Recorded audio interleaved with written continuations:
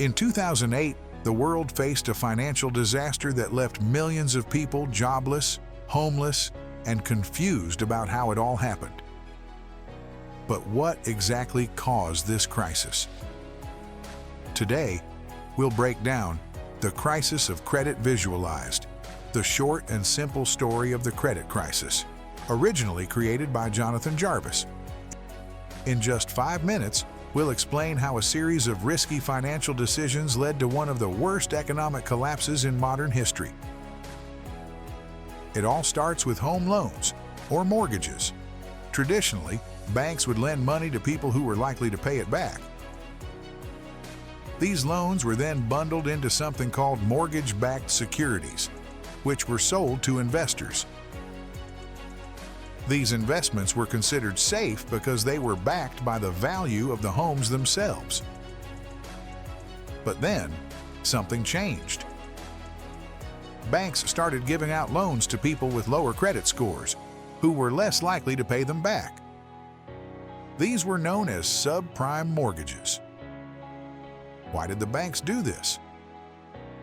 Because they were making a lot of money by charging higher interest rates on these risky loans.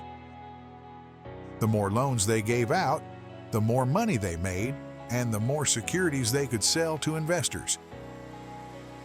Now, investors, including large institutions and banks, saw these mortgage-backed securities as a great way to make easy money.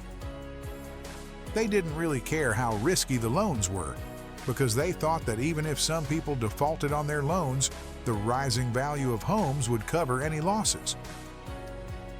But as more and more risky loans were given out, the housing market became oversaturated. Home prices stopped rising and eventually started to fall.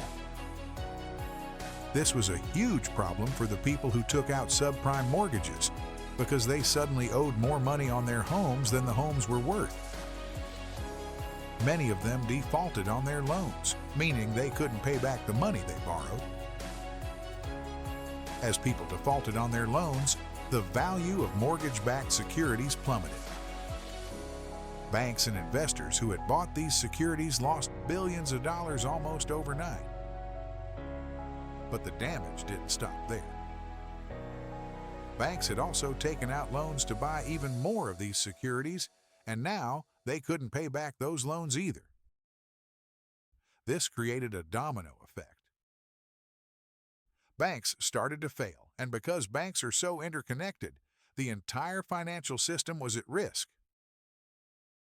Credit, which is essential for businesses and individuals to borrow money, dried up.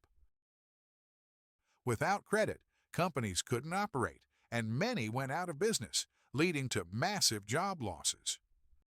To prevent a total collapse of the financial system, governments around the world stepped in. In the United States, the government bailed out banks and financial institutions with billions of dollars. This helped stabilize the financial system, but it also sparked a lot of anger and debate about whether it was the right thing to do. The credit crisis was a complex web of bad decisions, risky bets, and a lack of oversight. But at its core, it was about greed and the belief that the good times would never end. The 2008 financial crisis is a powerful reminder of how interconnected our global economy is, and how the actions of a few can impact millions. By understanding what went wrong, we can hopefully avoid making the same mistakes in the future. If you found this explanation helpful, please like, share, and subscribe for more breakdowns of complex topics. Let's keep learning together.